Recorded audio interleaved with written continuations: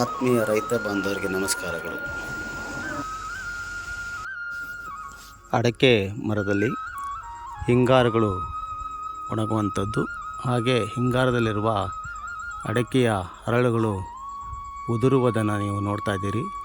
ನೋಡಿ, ಇಲ್ಲಿ ನಾನು ನಿಮಗೆ ಉದುರಿದಿರೋದನ್ನು ತೋರಿಸ್ತಾ ಇದ್ದೀನಿ. ನೋಡಿ, ಅಡಿಕೆಯ ಮರದ ಬುಡದಲ್ಲಿ ನೂರಾರು ಅಡಿಕೆಯ ಬೀಜಗಳು, ಅಡಿಕೆಯ ಕಾಯಿಗಳು ಉದುರಿದ್ದಾವೆ.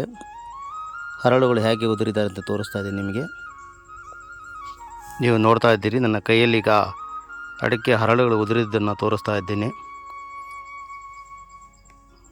ನೋಡಿ, ಇದರ ಹತೋಟಿಯ ಕ್ರಮಗಳು ಹಾಗೂ ಯಾವೆಲ್ಲ ಕೀಟನಾಶಕಗಳನ್ನು ಬಳಸಬೇಕೆಂದು ಇವತ್ತಿನ ಮಾಹಿತಿಯಲ್ಲಿ ತಿಳಿಸುತ್ತಿದ್ದೇನೆ.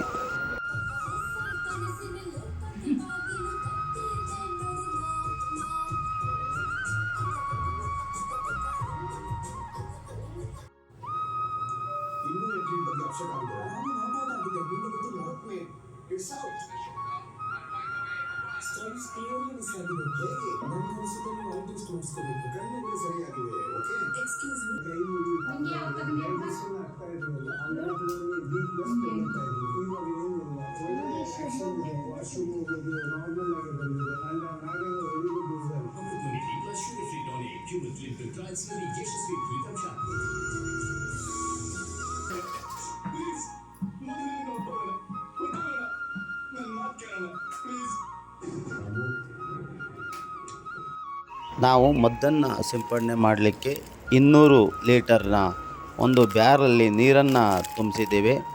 ಅದರೊಂದಿಗೆ ಈಗಾಗಲೇ ತಿಳಿಸಿದಂಥ ಔಷಧಿಗಳನ್ನು ನಾವು ಇಲ್ಲಿ ಮಿಕ್ಸ್ ಮಾಡ್ಕೊಂಡಿರೋದನ್ನು ನಿಮಗೆ ತೋರಿಸ್ತಾ ಇದ್ದೇನೆ. ನೋಡಿ, ಈ ಔಷಧಿಗಳನ್ನು ಹೀಗೆ ಮಿಶ್ರಣ ಮಾಡಿಕೊಳ್ಬೇಕು. ಮಿಶ್ರಣ ಮಾಡಿಕೊಂಡ ಔಷಧಿಗಳನ್ನು 200 ಲೀಟ್ರ್ ಬ್ಯಾರಲಿಗೆ ಸುರಿಬೇಕು. ಸುರಿದ ನಂತರ ಇದನ್ನು ಸರಿಯಾಗಿ ಕಲಬೆರಕೆ ಮಾಡಬೇಕು. ಸರಿಯಾಗಿ ಮಿಕ್ಸನ್ನು ಮಾಡುವಂಥದ್ದು. ಮಿಕ್ಸನ್ನು ಮಾಡಿದ ನಂತರ ಹಾಗೆಯೇ ಸ್ವಲ್ಪ ಹೊತ್ತು ಬಿಟ್ಟು ನಂತರದಲ್ಲಿ ಇದನ್ನು ಸ್ವಲ್ಪ ಹೊತ್ತು ಬಿಡಬೇಕಾಗ್ತದೆ.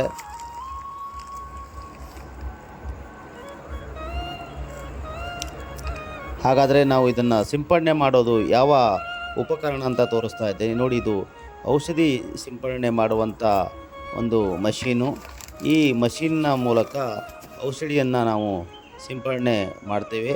ಆ ಔಷಧಿ ಸಿಂಪಡಣೆ ಹೇಗೆ ಮಾಡೋದು ಮತ್ತು ಇದರ ಮೂಲಕ ಹೇಗೆ ನಮ್ಮ ತೋಟದಲ್ಲಿ ಈ ಒಂದು ಎಲೆ ಕಾಯಿ ಉದುರುವಂಥ, ಹಿಂಗಾರ ಉದುರುವಂಥ ಔಷಧಿಯನ್ನು ಹೇಗೆ ಸಿಂಪಡಣೆ ಮಾಡಬೇಕು ಅನ್ನೋದ್ರ ಬಗ್ಗೆ ನಾನು ನಿಮಗೆ ತೋರಿಸ್ತಾ ಹೋಗ್ತೀನಿ. ಈ ವಿಡಿಯೋವನ್ನು ನೀವು ನೋಡಿ ಹೇಗೆ ಔಷಧಿನ ನಾವು ಸಿಂಪಡಣೆ ಮಾಡ್ತಿದ್ದೀವಿ ಅನ್ನೋದನ್ನು ನೀವು ಕೂಡ ತಿಳ್ಕೊಂಡು ನಿಮ್ಮ ತೋಟಗಳಿಗೂ ಕೂಡ ಈ ಥರ ಬಾಧೆ ಇದ್ದರೆ, ಅಂದರೆ ಹರಳು ಉದುರುವ ಬಾಧೆ ಇದ್ದರೆ ನೀವು ಕೂಡ ಈ ರೀತಿಯ ನಾನು ಈ ಹಿಂದೆ ತೋರಿಸಿದಂಥ ವಿವಿಧ ರೀತಿಯ ಕೀಟನಾಶಕಗಳನ್ನು ತಂದು ಈ ರೀತಿಯಾಗಿ ಕಲಬೆರಕೆ ಮಾಡುವುದರ ಮೂಲಕ, ಈ ರೀತಿಯ ಮಷೀನನ್ನು ಮೂಲಕ ಔಷಧಿಯನ್ನು ತಾವು ಸಿಂಪಡಣೆ ಮಾಡಬಹುದು.